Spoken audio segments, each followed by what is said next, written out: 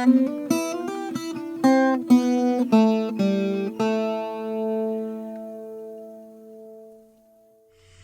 begin our look at the function of the tabernacle and the temples in the theology of the Bible with a simple question. What exactly is meant by a temple in the biblical world? The Bible itself answers the question from its perspective when God says to the Israelites in Exodus chapter 25, "Let them make me a sanctuary that I may dwell in their midst."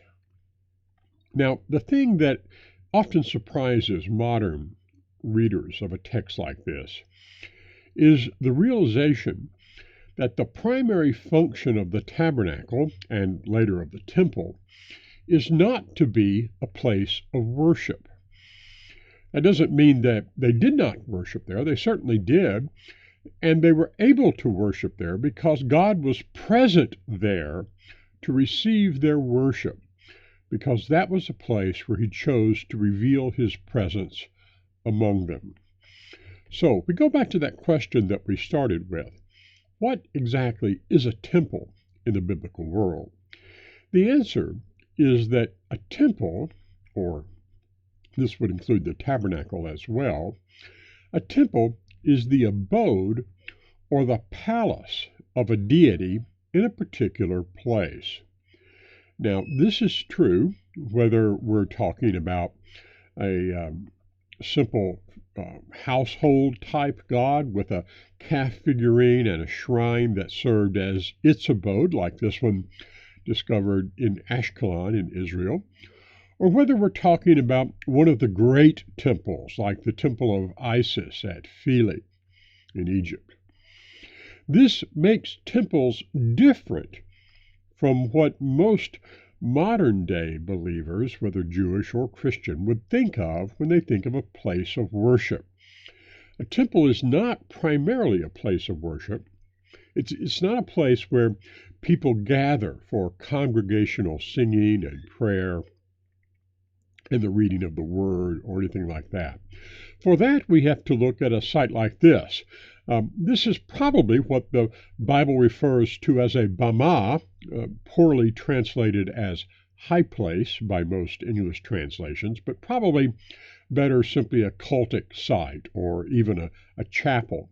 This is a small local facility where believers would gather together for something closer to what we would think of as worship.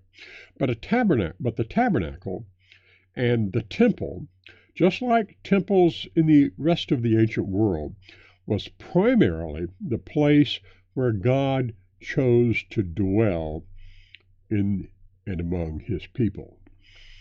So from that then, let's turn to the place of the tabernacle and the temple, and with it, the dwelling place of God's presence, as it unfolds in the theology of the Bible.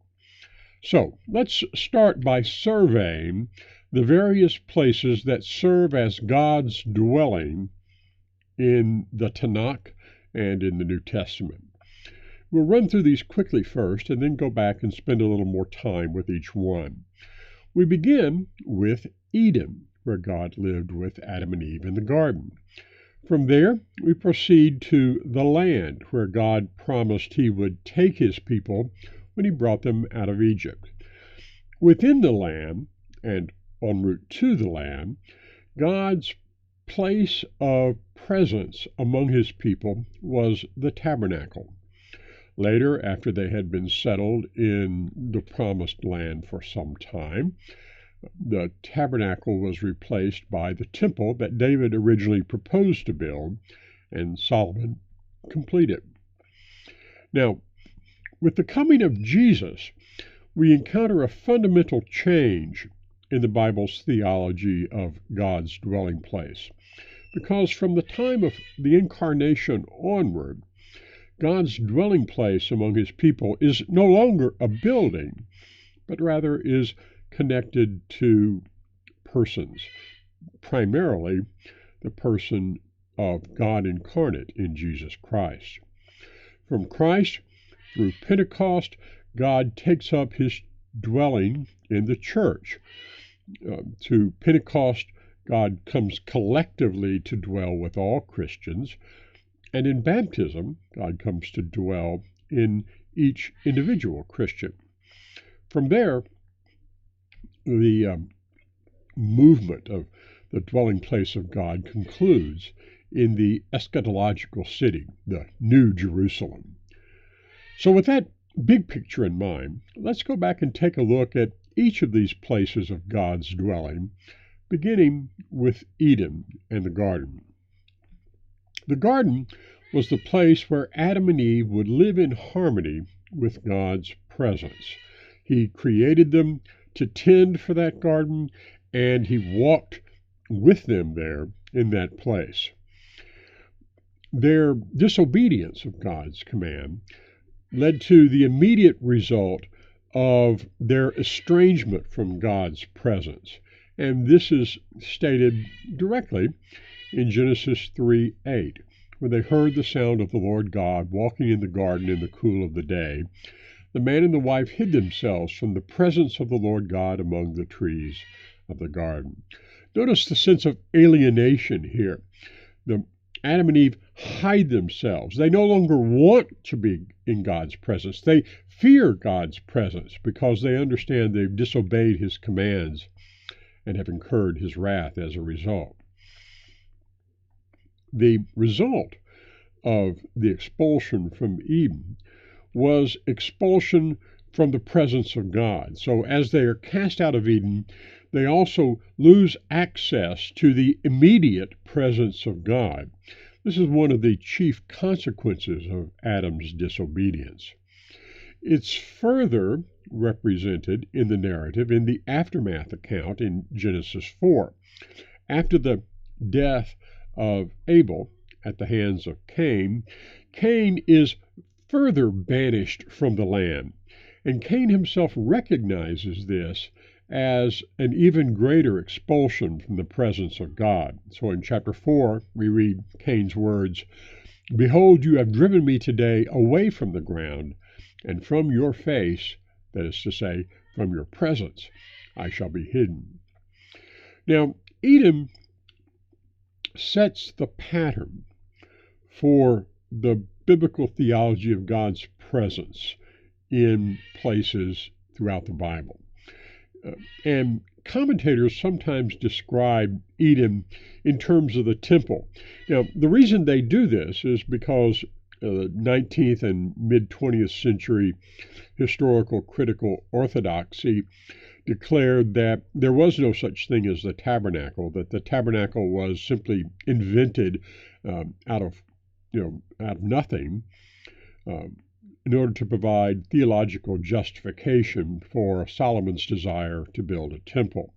So, believing that the tabernacle never existed, critical scholarship has maintained that the tabernacle was a fiction, a pious fraud, intended to explain theologically why God would dwell with his people in the temple. But this is really the reverse of the way the Bible presents it. The biblical presentation is that the tabernacle and later the temple recall God's presence in Eden with his people and also anticipate his forgiving, saving work by which he will restore them into his presence. So the function and the symbolism of the temple are both a conscious recreation of Eden. Symbolic, of course, not literal, but literal in the sense that it is the place where God chooses to reveal his presence to his people and where his people will have access to that presence. So that gets us started in this sequence of God revealing his presence to his people. The next place where God promises to be present is in the land. The land is the locus of the presence. It is the place where God promises that he will lead his people and live with them after he leads them out of Egypt. This entails the promise of the restoration of the three blessings associated with God's presence, the three blessings associated with Shabbat, or the state of rest that God's people experienced when they lived with God in Eden. So the promise of the land is repeated numerous times to both Abraham and to his descendants throughout the book of Genesis. For example, in chapter 17, God says, I will give to you and to your offspring after you the land of your sojournings, all of the land of Canaan for an everlasting possession, and I will be their God. This last phrase, I will be their God, is part of the standard way that the covenant is spoken of in the Old Testament. I will be your God and you will be my people is more of the typical formula. But God's promising to be their God is a promise that he will be with them and live with them in the land.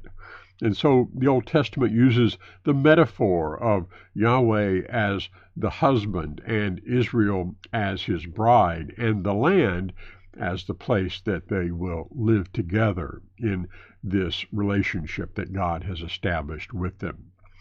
Again, God promises to Jacob when he says, return to the land of your fathers and to your relatives, and I will be with you. Now, this is foreshadowing the promise that God is going to make to all of Israel. And notice the close connection between going back to the land and God's presence with them. It is in the land that God will dwell with his people. And so in the book of Exodus, once God has led them out of the land, he says to them, Moses sings in the song that celebrates their deliverance from Pharaoh and from Egypt in Exodus chapter 15.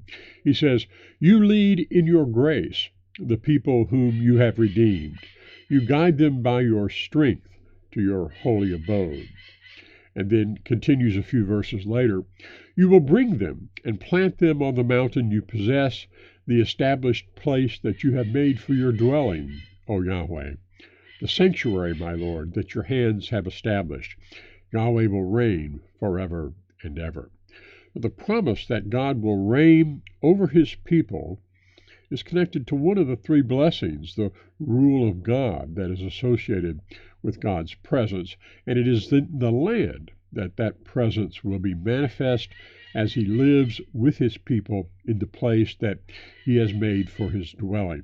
And notice also in this verse the close connection between the idea of a dwelling place and the sanctuary that God has established for himself. And so, again, a little later in the book of Leviticus, in a section which speaks extensively about God's presence with his people in the land, God says, I will put my dwelling place in your midst, and I will not reject you.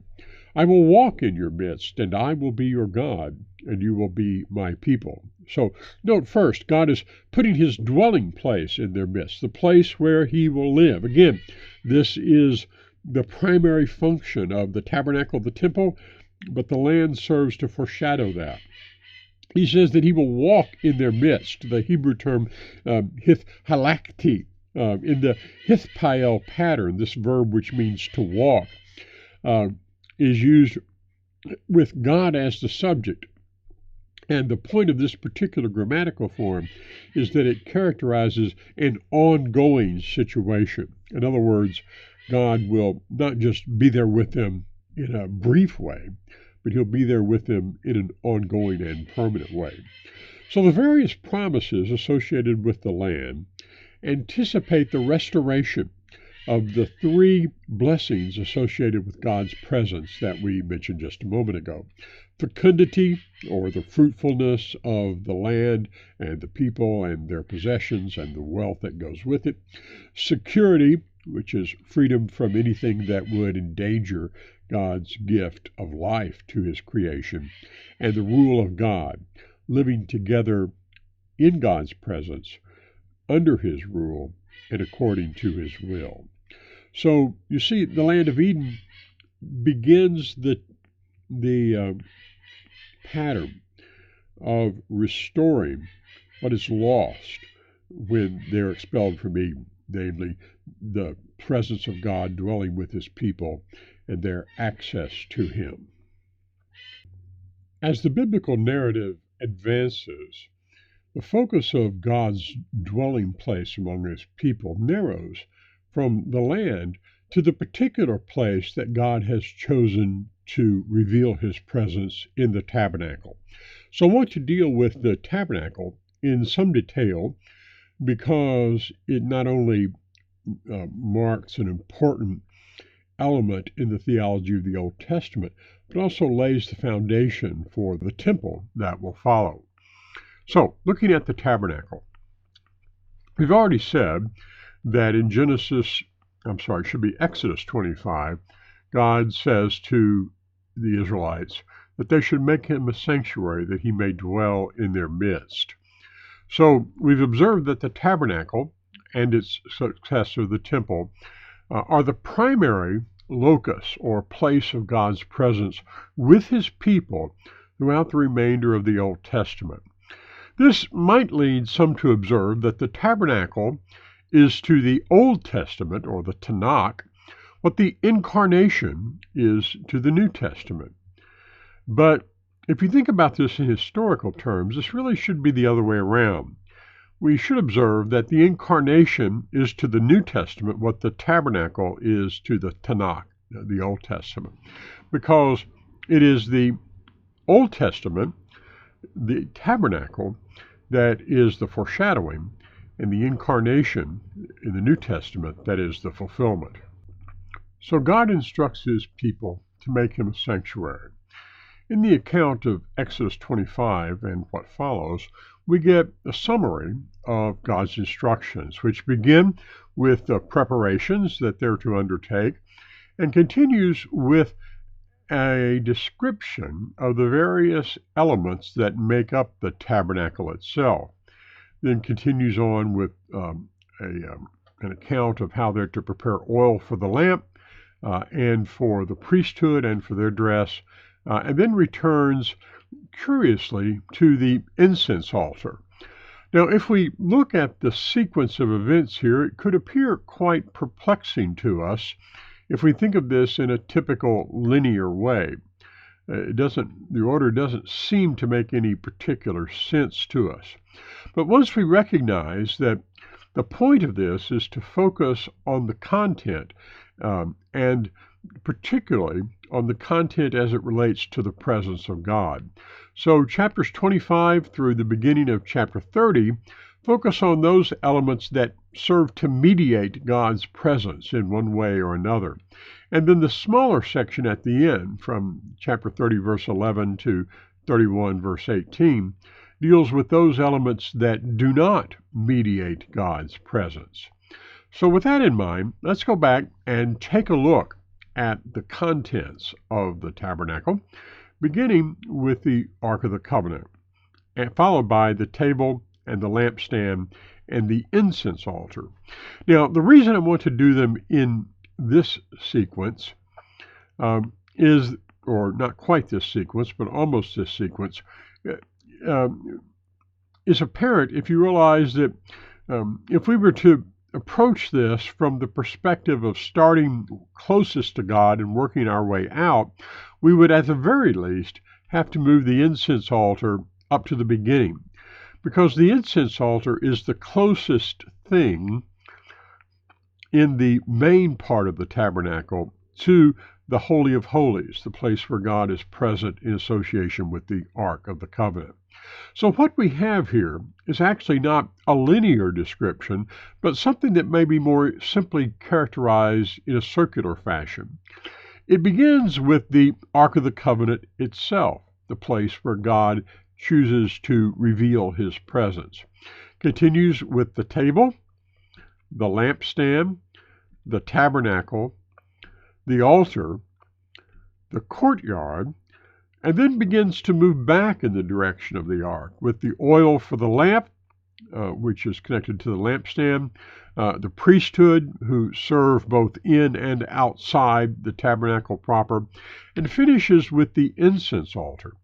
Because doing it this way creates a kind of circular tour that begins and ends with the presence of God, and thereby focuses the attention of the reader on the promise and the fulfillment of the promise of God to be present with his people in the tabernacle. So, as we've seen, God says in chapter 25, verse 8, "Let them make me a sanctuary that I may dwell in their midst." And then he says he will go on and show them how it is to be made.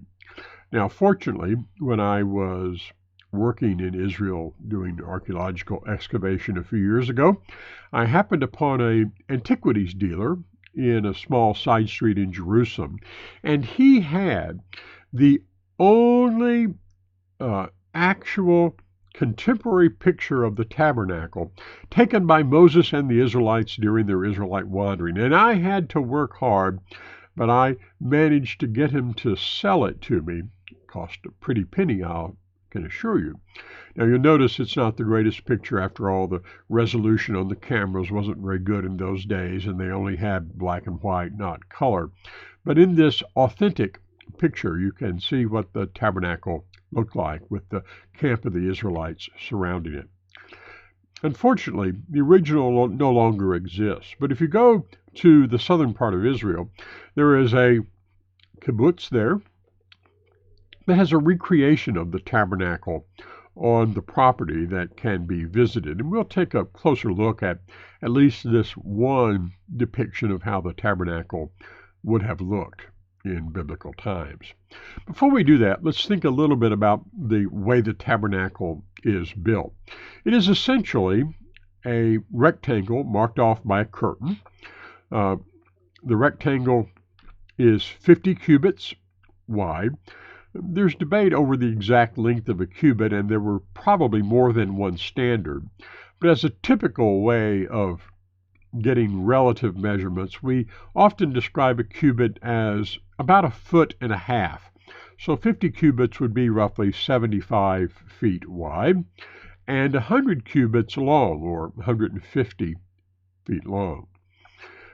Inside that main area, there's a smaller tent.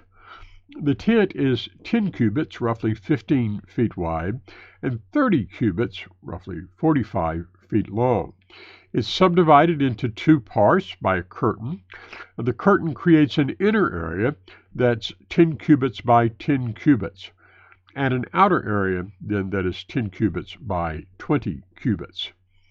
The inner area, in technical terms, is what would be called the debir. It is the chamber, the bedroom, the personal space of the deity. Most often in the Bible and among believers these days, people tend to call it the Holy of Holies, which is another way of saying the most holy place. It is most holy because it is the place where God's presence is most fully revealed. The outer part of that tent, commonly called the mikdash, or the holy place, we might translate sanctuary. So let's begin with the debir, with the Holy of Holies. The only item in the debir is the Ark of the Covenant. We're given a general description in the Tanak of what the Ark looked like, and people have created various visualizations as a result. What we do know is that the Ark is essentially a box. By the way, that's all the word ark means, a box. It is made of acacia wood, or shittim in Hebrew, and covered with gold leaf. Shittim is a medium-sized tree that goes fairly well throughout the region. It doesn't require a huge amount of water nor a great amount of tending, but also doesn't grow to immense heights. So this is an acacia or shittim wood box covered with gold. It's about not quite 4 feet long, not quite 2.5 feet wide, and not quite 2.5 feet high. We're told that on the corners there are 4 rings for carrying this with poles.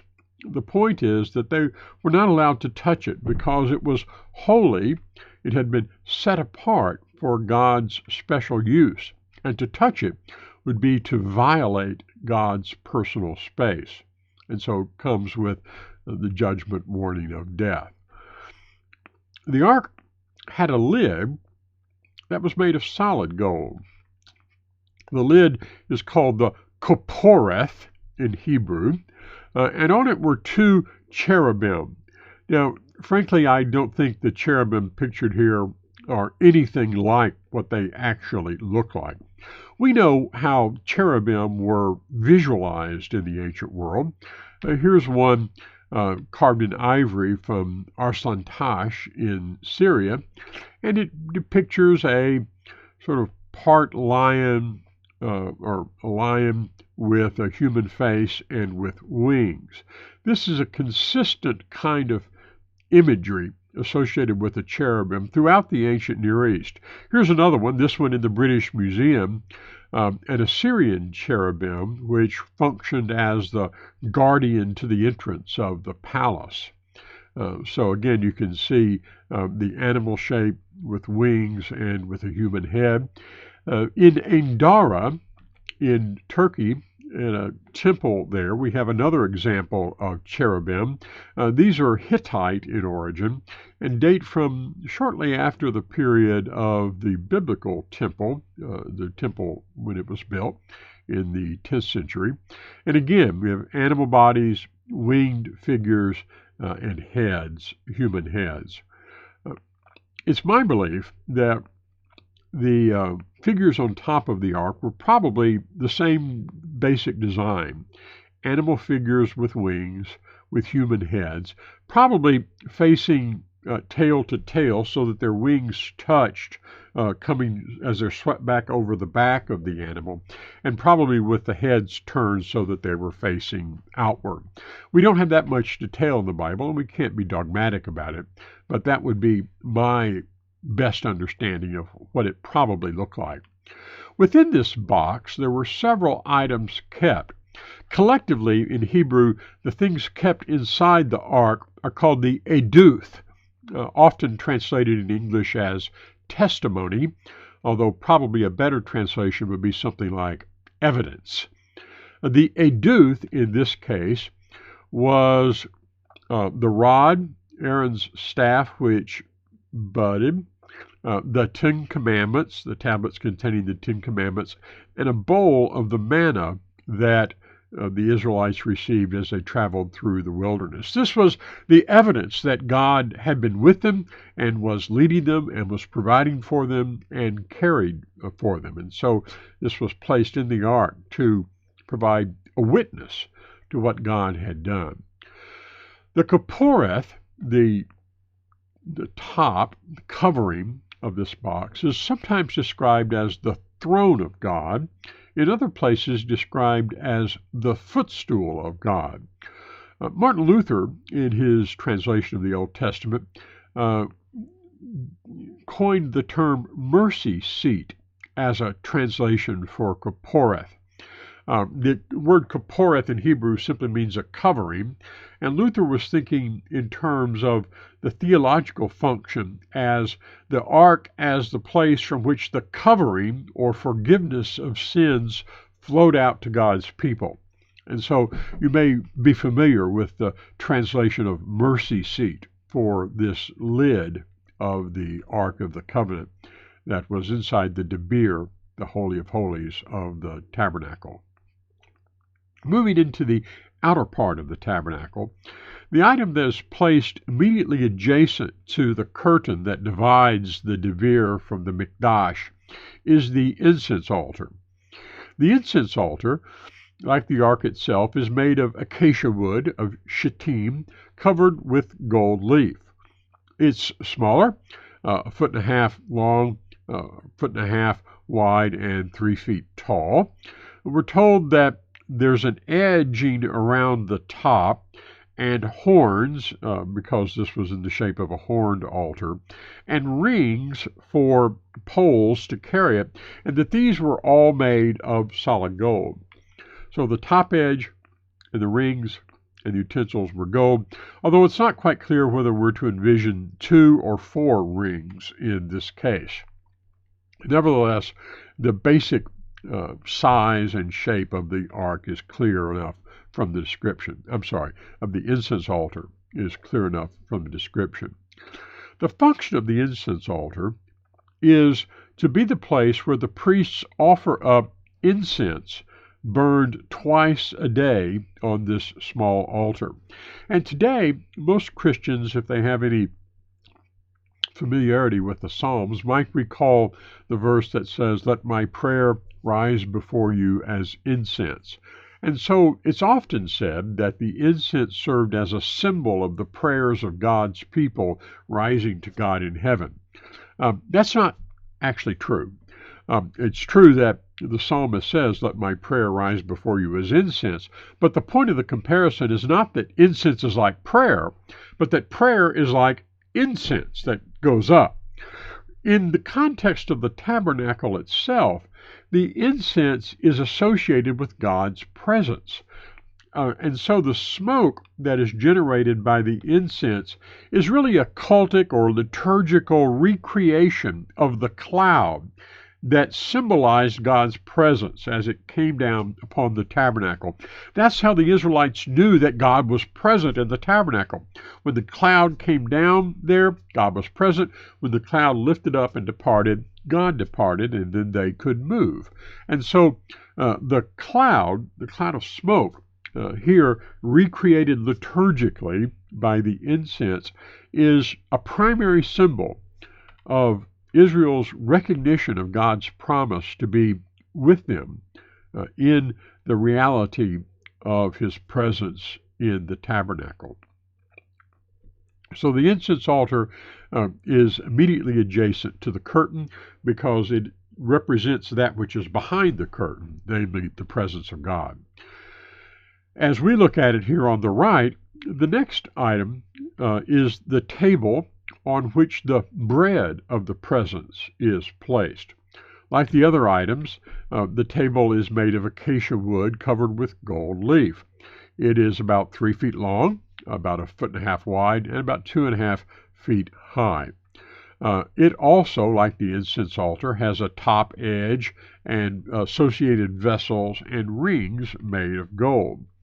The purpose of this table was to provide a place where the bread of the presence could be placed. The bread is described in the text as being in 12 loaves, and we shouldn't think of loaves like modern loaves of bread you would see at the grocery store. This loaf is just a small, flat, round piece of bread, perhaps a little bit thicker than a typical piece of pita bread that you might encounter today. It is said to be arranged. Some people understand that arrangement to be laid out in 2 rows. Others think of it as being in 2 stacks. Either case, the bread is arranged in some way there. And we're told that the bread is removed and replaced weekly. The bread, as I said, like the smoke of the incense altar, serves as a reminder of God's presence. It is described in Leviticus 24 as a memorial offering. And the memorial offering is intended to recall God's promise that he's about to rain bread from heaven for them in Leviticus 16, so that in the evening they will know that it is Yahweh who brought them out of the land of Egypt. But in the narrative associated with this, when God begins to give them the manna, they doubted God's presence with them. And so we read in chapter 17 that they tested the Lord by saying, "Is the Lord among us or not?" So the bread here on the table of the bread of the presence, as it's called in the text, intends to serve as a memorial offering that reminds Israel of God's protective presence with them as they have traveled through the land. Now, one other interesting feature of this is that we're told that there are vessels for libations that are placed on the table along with the bread. But curiously, we are not told what's in the libation vessels. Now, libation vessels are used for pouring out substances, perhaps sometimes as part of drink offerings as well in the ancient world. It is odd, or at least it strikes me as odd, that we're not actually told what was in them. There are only a couple of possibilities, really. It couldn't be milk, for example, because milk would curdle and spoil. It would have to be something that could last the entire week. It could possibly be water, although they didn't really use water very much for that kind of function in the ancient world in general. Another thing that it could be is olive oil. Olive oil was sometimes used in libations, although since there's no liturgical act of pouring out and anointing something associated with these vessels, it may be more likely that the libation vessels in this case were intended to serve as the container for a drink offering. And so if we're thinking in theological terms, we might ask ourselves, what is there associated with the presence of God in which we get bread and a drink offering, which is most probably wine in the ancient world, and something that is done as a memorial, or as Jesus said, they should do this in remembrance of him. So I'm not suggesting that there's a direct connection here between the bread of the presence and the celebration of the Eucharist or Holy Communion in Christian churches. But it is at least an interesting connection that's established in general terms, and I'm frankly rather inclined to see the table and the bread of the presence as a foreshadowing of the meal offering, the way bread, which protects the people of God on their journey through this life and assures them of the reality of God's presence and care for them as well. So that's the table for the bread of the presence. Opposite it, on the left side, as we're looking from the top, would be the lampstand. Now, the lampstand is distinctive in that it's made out of pure gold, and we're told that it's hammered into shape in one piece. The shape is basically that of an almond plant with a stem, a central stem, and 6 branches with a flower and bud at the end of each branch. So that at the end of each branch, the flower and the blood creates a lamp that could have olive oil put in it and which could then be lighted. And the flame symbolizes the presence of God once again. In this case, the liturgical recreation of the theophanic presence of God, of the fire.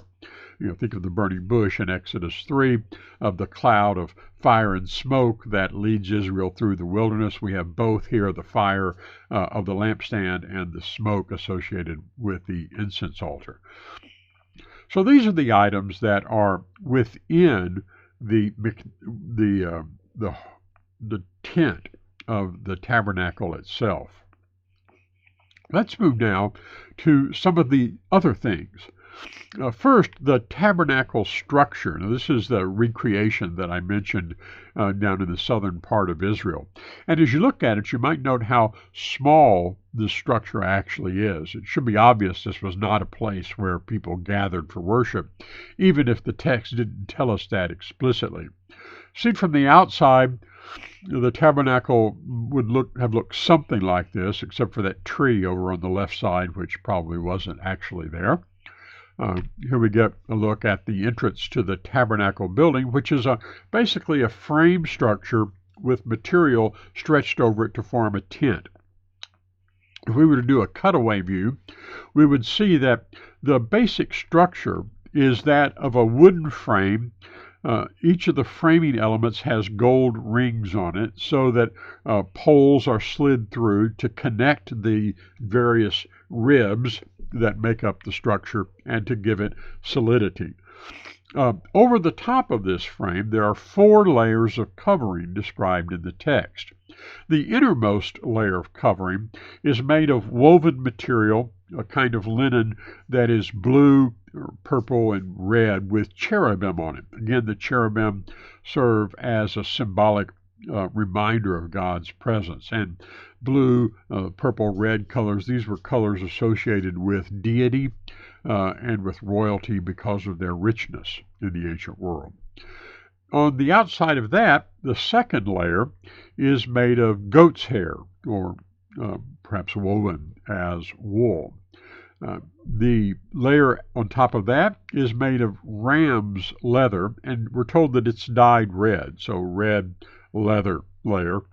And over the top of that, yet one more layer, and this is the most mysterious. This outermost layer is said to be made of what the Old Testament calls in Hebrew takashim skin.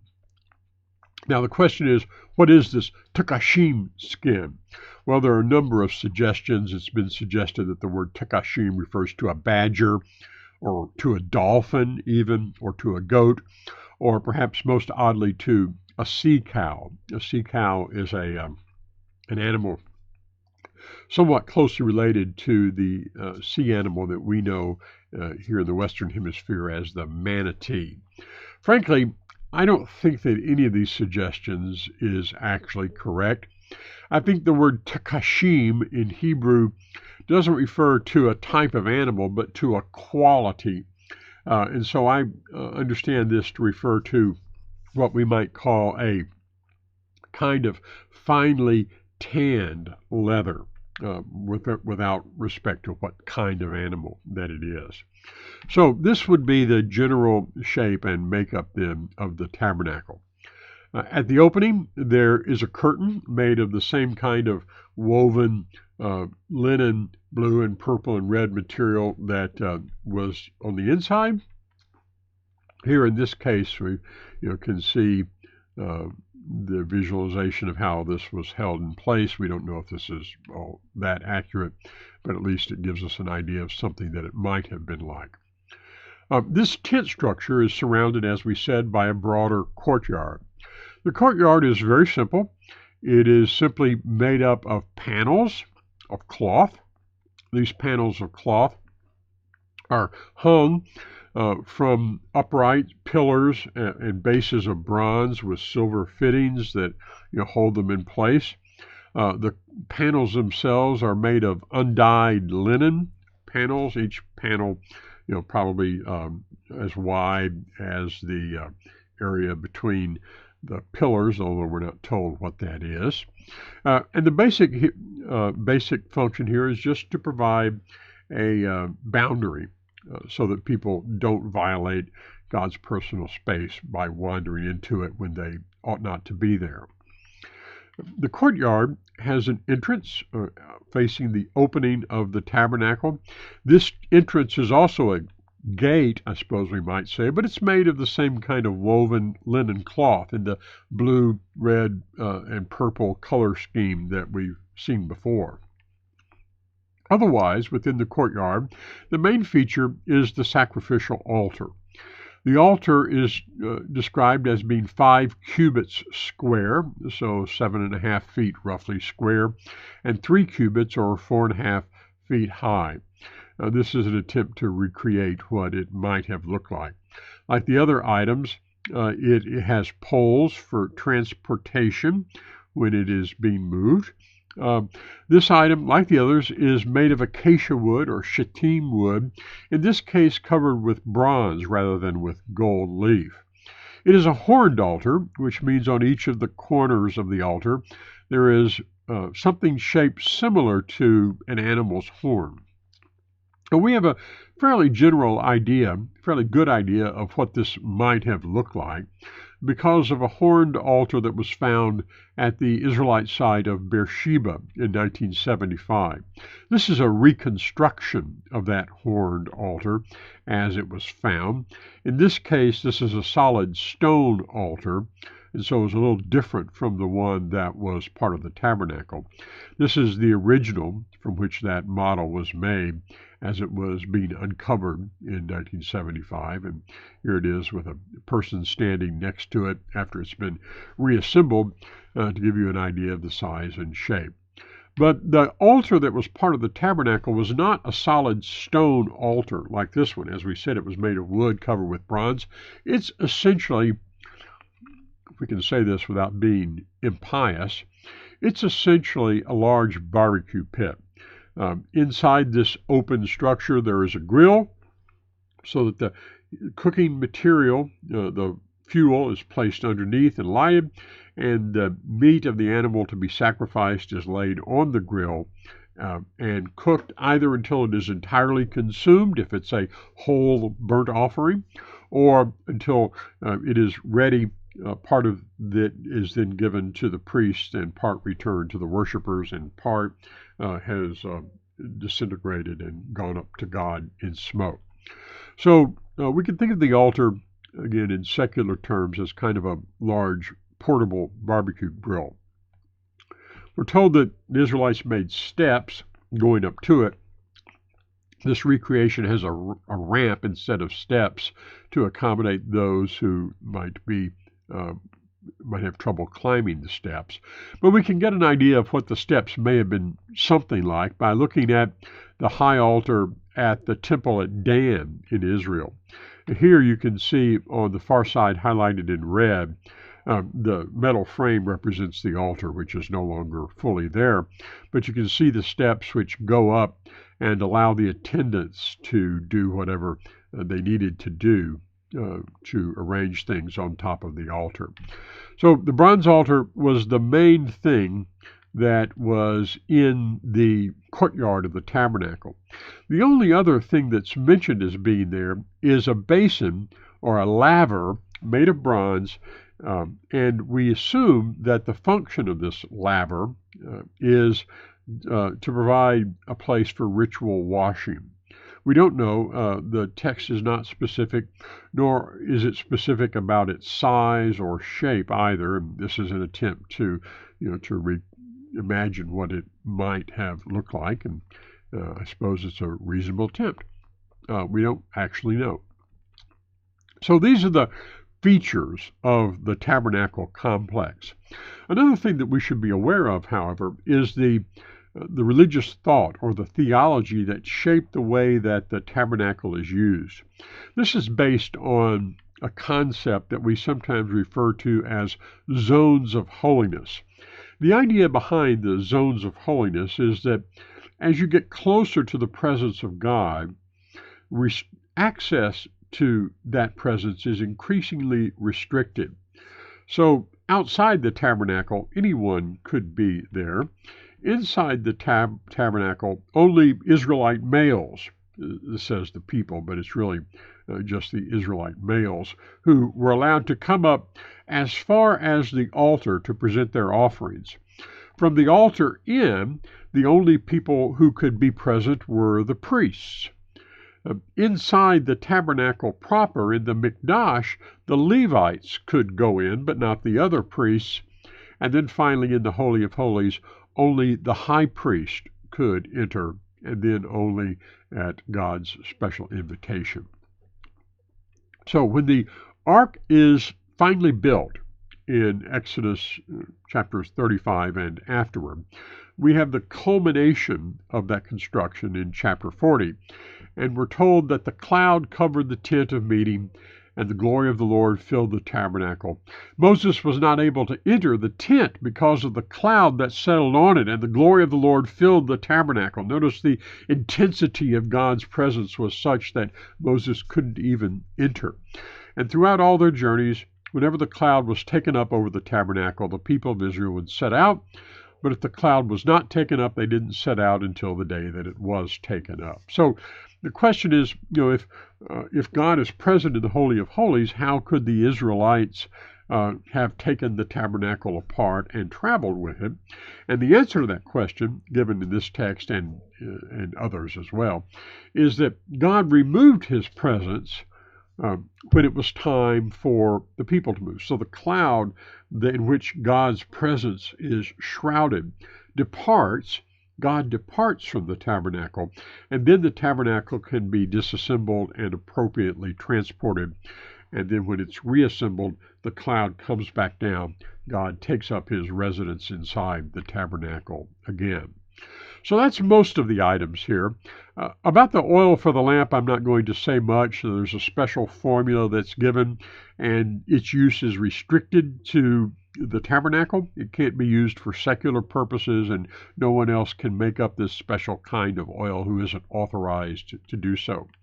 I do want to say just a little bit about the priesthood, though, mostly just so we have a way of visualizing what this would have looked like. The high priest garments were the most elaborate. They consisted, if we work our way out, from what are called the breeches. These are basically a wrapped undergarment made of simple linen. Over that, there is a plain tunic woven in what the text appears to describe as some sort of patterned material. And we're told that the sleeves are sewn in here, so this is a higher quality garment, and this serves as the base garment. Over this is the robe that the high priest wears. This is a sleeveless robe. It's also made of linen, but woven and dyed blue, blue being again the color associated with God and His presence. And it has a fringe hanging down that has pomegranates and golden bell shapes on it. Over the top of this sleeveless robe, there is a garment referred to as the ephod. The ephod is also sleeveless and woven in this same kind of linen material. It is at the top of the ephod, on each shoulder, there are shoulder bands made of onyx, black stone, with the names of the 12 tribes of Israel written on it. There's also over this a breastplate. Now, the breastplate is made of the same material as the ephod. It's essentially a cloth pouch or pocket that is over the top of the garment.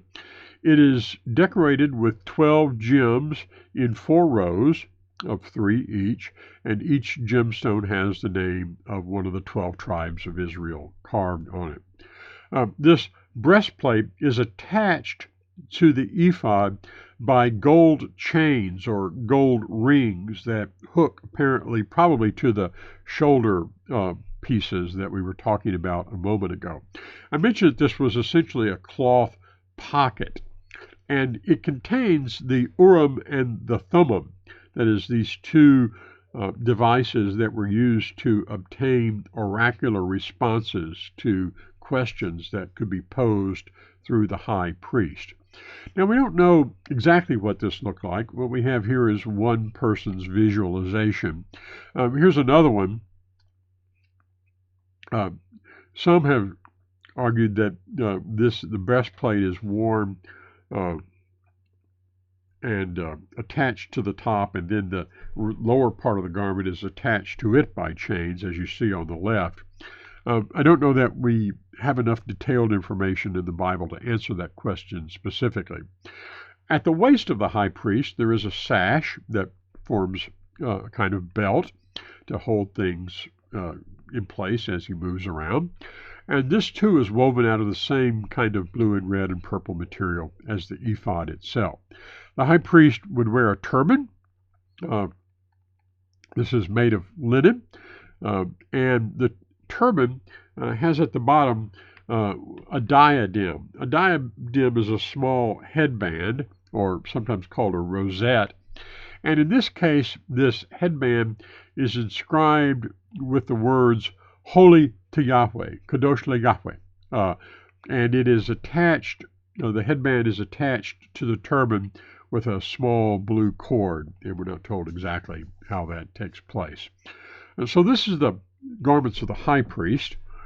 The other priests wore simpler versions of the same kind of stuff. So in this case, they would have the same kind of breeches as an undergarment, and the same kind of simple, more or less white or perhaps patterned linen tunic. And they also would wear a turban, no diadem for them, and then a sash at the waist. Notice that both the high priest and the other priests apparently served barefoot. This wasn't actually that surprising. Most people were barefoot most of the time in ancient Israel, as they went about kind of daily work indoors at least. And in this case, because they're in the presence of God, they may have been barefoot because, as God said to Moses on Mount Sinai, as he stood in God's presence, that the place where he was standing was holy ground. So while the text doesn't say exactly that they were barefoot, the absence of any mention of foot gear and these facts about the way people normally dressed and worked in the ancient world inside would probably lead us to suggest that they probably did serve barefoot. So this gives us a quick look at the attire of the priests. And you can see how some of these elements serve more directly to mediate the presence of God, either as a reminder or as a liturgical recreation of some aspect of God's presence. There's one other question that we don't know the answer to about the tabernacle, and that is, what happened to it once they got to Israel? Well, we know part of the answer at least. In Exodus 29, we're told there would be regular burnt offerings throughout their generations at the door of the tent of meeting in the presence of Yahweh, where he would meet with them. And the tabernacle, we're told, would be set apart by God's glory. That is, the encounter with his presence there. And he will set apart the tent of meeting and the altar. And Aaron and his sons also would be set apart to serve as priests to God, so that he could dwell in the midst of the Israelites and be their God. Again, notice the close connection between the emphasis on God's presence and what we tend to think of as the covenant relationship. That is an aspect or a result of God's choosing his people for himself. This also reminds Israel that God brought them out of the land of Egypt that he might dwell in their midst. And this is a useful observation because we often think that the whole purpose of the Exodus was just to get Israel out of Egypt.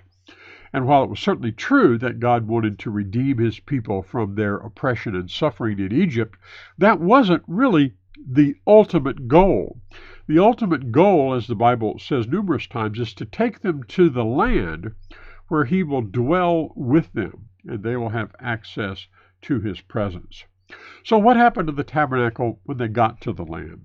Well, we're told several times in Joshua and later also in Judges and 1 Samuel that the tabernacle was erected at a small village called Shiloh, which is just a little bit north of Jerusalem. We're told that the house of God or the house of Yahweh is at Shiloh twice, once in Judges and 1 Samuel 1:24. We know also that the tabernacle didn't stay there, because in 1 Samuel 4, we read how the Israelites, fearing that they would be defeated by the Philistines, took the ark out of its place at Shiloh to a battle that was going to be fought at a place near Ebenezer, and they hoped that in this way God would help them fight against the Philistines. God had not commanded this, and he took exception to their sin of presumption by moving the ark without his instructions. And so God did not fight for the Israelites on that day. They were defeated by the Philistines. The ark was captured, and after it was captured, they took it first to several of the cities, Philistine cities, and bad things happened. You can read about them in 1 Samuel chapters 5 and 6. Finally, the Philistines became very intimidated by God's presence in their midst, and so they returned the ark to Israel. It wasn't taken back to Shiloh, however. They took it to the house of a man named Abinadab, in a place that is referred to sometimes as Kiryat Yearim, or also called Gibeah in the Old Testament. And it appears to have been there at Gibeah for some time then, until David later takes it to Jerusalem. Something must have happened to Shiloh, Later on, Jeremiah points to the destruction of Shiloh, where the tabernacle had been, and he uses this as a warning to Israel. He says, "Go to the place that was in Shiloh, where I made my name dwell at first, and see what I did to it because of the evil of my people Israel." And God was warning them, that just because they have the ark there in their presence, that's not a guarantee that God will not judge them for their sins if they persist in their disobedience and unfaithfulness. So we don't know exactly when Shiloh was destroyed, sometime before Jeremiah's time, obviously. It is generally thought that Shiloh was probably destroyed at the time the ark was captured in that battle mentioned in 1 Samuel 4 and subsequent events. The text doesn't say that explicitly. There is some archaeological evidence for the destruction of Shiloh as well, but it's not conclusive as to date. But that doesn't answer all the questions we may have about what happened to the tabernacle, because later sources suggest that at least part of the tabernacle may have been incorporated into the things that were used in the temple as well. So in his work, The Antiquities, the Jewish first century scholar Josephus writes, "They set the candlestick, the table, and the golden altar in the temple before the most secret place, in the very same places wherein they stood till that time in the tabernacle." So the phrase golden altar here undoubtedly refers to the incense altar, since it was made of acacia wood and covered in gold leaf. The altar outside was not made of gold and would not have been described that way. So the three things that are most closely associated with the presence of God: the incense altar, the table holding the bread of the presence, and the menorah, the candlestick with the fire, which symbolized the theophanic presence of God, are said to be placed where they were, or in a corresponding place in the temple to the place they had been in the tabernacle. But we don't know if these are exactly the same items or if these were later recreations of similar items. The temple certainly had more than one candlestick and one table in it. And so it's possible that these were the originals. It's also possible the originals were destroyed and these may have been created to take their place as well. The Bible just doesn't say. In any case, another hint about what may have happened comes in 1 Kings 8. We read that all the elders of Israel came, and the priests, and they took up the ark. This is after the temple has been built now. And they brought the ark of the Lord and the tent of meeting and all the holy vessels that were in the tent, and brought them up to place them in use with the temple. So the question is, what's meant here when it says the tent of meeting? Some have taken this to suggest that the tent structure that made up the tent in which the ark was placed also survived the destruction at Shiloh and was taken eventually to the place of Abinadab and then to Jerusalem, and then later was somehow incorporated into the temple. Some have suggested that this was placed over the ark in the Holy of Holies of the temple, or even that the Holy of Holies was made up of parts of this tent of meeting. Still others have suggested that it was simply stored there, and others believe that this wasn't the original tent of meeting. This was simply a description of the functional, in functional terms, not literal terms. We just don't know for certain. Curiously, the Psalms also suggest that, as at least in the minds of some people, that the tabernacle might be associated with the temple. So Psalm 26 says, "O Yahweh, I love the dwelling of your house," namely the place of the Mikdash, the place of the dwelling place, the Mishkan, I should say, the tabernacle of your glory. So, again, some have argued that the tabernacle, or some part of it, was incorporated into the interior structure of the temple or associated with the temple in some way. That's certainly possible. Another possible reading of this passage is just that it's, again, speaking in functional terms of not the tabernacle as a structure, but the tabernacle functioning as the place where God dwells.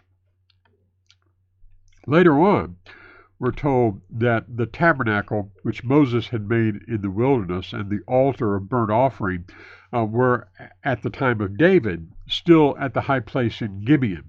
Now, whether this is intended to be the same Gibeah that was also called Kiryat Ye'arim, or whether this is another town named Gibeon is unclear. There is another city. There are actually several cities by the name of Gibeon. Gibeon just means a hilltop in Hebrew, and so there were a number of places with that name, and it's not quite clear which place this text has in mind. But it's at least noteworthy that apparently some part of the tent structure and the altar were continued to be at Gibeon or Gibeah, Kiryat Ye'arim, after David took the ark to Jerusalem. So what happened to the tabernacle in the long run is not entirely spelled out in the Tanak, although we have several interesting references, as we've seen. The difficulty is knowing whether, now in this case, in 1 Chronicles, it would seem to be referring to the actual physical structure, although in other places it may be speaking functionally, as we have said. So that gets us to the tabernacle.